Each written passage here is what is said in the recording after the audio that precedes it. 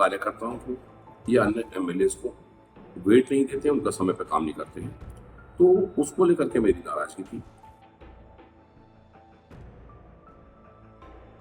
Bharatiya Janata party से ना तो मैं कभी नाराज हुआ, ना हो सकता। 5 साल पूरे होने तक, 1 मिनट पहले तक भी मैं आपके साथ रहा हूँ। मैं भारतीय जनता पार्टी का कार्यकर्ता या सदस्य ना होते हुए मैं हमेशा भारतीय जनता पार्टी को प्रेफर करता हूँ, पसंद करता हूँ। और जिस प्रकार की भूमिका लोकसभा चुनाव में कुछ अधिकारीगणों ने निभाई, ऐसे अधिकारियों के प्रति जो विधानसभा में भी भारतीय जनता पार्टी को बैकडोर पर ले जाना चाहते हैं, सरकार बनने में बाधा बने हुए हैं, जो कार्यकर्ताओं को या अन्य एमएलएस को वेट नहीं देते, उनका समय पर काम नहीं करते हैं, तो उसको लेकर के मेरी नाराजगी थी। भारतीय जनता पार्टी से ना तो मैं कभी नाराज हुआ, ना हो सकता। और मैंने माननीय मनोहर लाल जी की सरकार को भी और अब माननीय नायब सैनी जी जो हमारे मुख्यमंत्री हैं, उनको समर्थन दे रखा है। और ये भी मैंने कह रखा है कि 5 साल पूरे होने तक, 1 मिनट पहले तक भी मैं आपके साथ रहा हूँ। किसी सूरत में भी मैं भाजपा की सरकार को सपोर्ट विड्रॉ नहीं कर सकता सरकार से। हर हाल में भारतीय जनता पार्टी को बिना शर्त समर्थन दिया था, दे रखा है और हमेशा जारी रहेगा। जैसा कि आपने कहा कि लोकसभा चुनाव जो वहाँ से चुनाव लड़ते हैं उनको हराने की कोशिश भी की गई, ये तमाम बातें भी आपने सरकार के पास रखी कि क्या सरकार के खिलाफ काम कर रही है अफसरशाही? देखिए, अधिकारीगणों का काम, और ऐसा भी नहीं है कि सभी अधिकारी, कुछ चुनिंदा अधिकारी, उनको निष्पक्ष काम करना चाहिए। सरकार किसी की भी बने, जीत हार किसी की भी हो, सरकार के अधिकारी और कर्मचारियों का काम है सरकार के लिए और लोगों के लिए काम करना।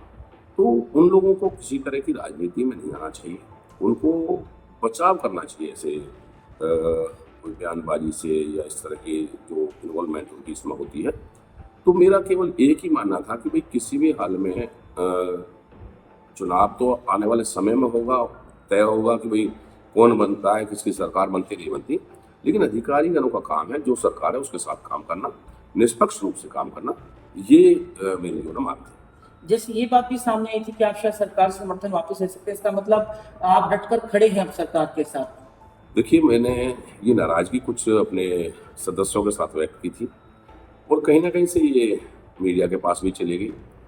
और जो पूरा दिन समर्थन वापस ले सकते हैं, कांग्रेस में जा सकते हैं, तो ये मेरे कल्चर में नहीं है। मैंने पहले दिन से कह रखा है कि मैं ये जो पीठ दिखाने का काम नहीं करता, और मेरा समर्पण और समर्पण ही मेरी पहचान है कि मैं पूर्ण रूप से समर्पण के साथ माननीय मनोहर लाल जी के साथ रहा, अब माननीय नायब सैनी जी के साथ हूँ, हरियाणा सरकार के साथ हूँ और हमेशा भारतीय जनता पार्टी के हित में काम करता रहा हूँ। 2 बार चुनाव मैंने भारतीय जनता पार्टी से लड़ा भी है और बशर्ते मैं इंडिपेंडेंट हूँ, लेकिन भारतीय जनता पार्टी एक ऐसी पार्टी है जो देश हित में काम करती है, देश से प्रेम करती है, और इसलिए मैं भारतीय जनता पार्टी से प्रेम करता हूँ, इसके साथ लड़ा हूँ। अब जिस तरह से मुलाकात आपके मुख्यमंत्री नायब सैनी से भी हुई है और जो पूर्व मुख्यमंत्री थे और केंद्रीय मंत्री हैं वो भी आप का स्नेह उनके साथ रहा है, कभी भी रिश्ता है, उन तक भी बात पहुंची है, तो अब किस तरह का आश्वासन उनकी तरफ से या क्या बात कही गई है इन अधिकारियों के बाबत जिनसे जो काम में ढंगा डाल रहे हैं? पूर्व मुख्यमंत्री अब जो केंद्र में मंत्री हैं, माननीय मुख्यमंत्री मनोहर लाल जी से भी मेरी जो ना बातचीत हुई है फ़ोन पे, आज उनके साथ मेरी बैठक भी है। और जो हमारे प्रभारी रहे हैं श्री विप्लव देव जी, उनके साथ भी मेरी बात हुई है, जो हमारे चुनाव के सह प्रभारी हैं, और वो भी इस बात को बार बार कहते हैं कि भाई अधिकारियों को थोड़ा सा ठीक रहना चाहिए और एमएलएस का वेट थोड़ा अच्छा होना चाहिए, एमएलएस को वजन दिया जाना चाहिए ताकि आने वाले समय में भी अपने एमएलएस को जिताकर हम सरकार बना सकें।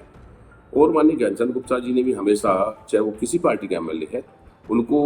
वजन देने की बात हमेशा कही है, चाहे वो प्रिविलेज कमेटी के माध्यम से, चाहे अन्य प्रिविलेज कमेटी से। तो मेरा कहने का भाव केवल ये है कि भाई कोई भी ऐसी बात जो लोगों के हित में ना हो, विकास में रुकावट ना डाले, ऐसी अधिकारियों की तरफ से कोई बात नहीं आनी चाहिए। एक आखिरी सवाल, 2019 में आप निर्दलीय विधायक के तौर पर जीत कर आए हैं, जबकि 2009 या 2014 में आप भाजपा के टिकट से ही चुनाव लड़े थे, कहीं ना कहीं भाजपा के ही सिपाही रहे हैं। निर्दलीय होते हुए भी आप भाजपा को पूरा समर्थन देते रहे पूर्ण समर्पण के साथ। अब आने वाले चुनाव में अगर किस तरह की रणनीति रहेगी, क्या भाजपा से टिकट मिल सकती है, अगर नहीं मिलती तो क्या सूरत रहेगी, क्या सोचा है आपने? देखिए, पहली बात तो मैं प्रो भाजपा ही माना जाता हूँ। और जैसा अभी हमारे लोकसभा चुनाव के दौरान माननीय कृष्णपाल गुर्जर जी, जो हमारे यहाँ से मंत्री बने हैं, सांसद हैं, उन्होंने कहा था कि नैनपाल रावत के ब्लड में भाजपा बसती है, कण कण में भाजपा बसती है। उसका मैंने कारण बताया कि ये नेशन फर्स्ट को लेकर के पार्टी चलने वाली है, देश प्रथम है इसके लिए, और हमारे लिए भी देश प्रथम होना चाहिए। जिस मिट्टी और जिस देश में हमने जन्म लिया है, राजनीति का आना जाना, हार और जीत हमेशा लगी रहती है, लेकिन अपने देश के लिए हमें जो हमारी जिम्मेवारी बनती है वो हमें निभानी चाहिए देश के प्रति। और जैसे माननीय नायब सैनी जी ने भी कल जो मेरी ग्रीवेंसेस थी, किसी अधिकारी को हटाना है या उसको क्या बोलना है, वो सारी बातें हो गई हैं, और मैं समझता हूँ कि अब उन पर जो भी कार्रवाई बनती होगी, चाहे वो उनके ट्रांसफर के माध्यम से, चाहे अन्य माध्यम से, और जब एक बार सरकार के संज्ञान बात चली जाती है तो निश्चित तौर पर वो लोग अब सीधा सीधा काम करेंगे या वहाँ से चले जाएंगे।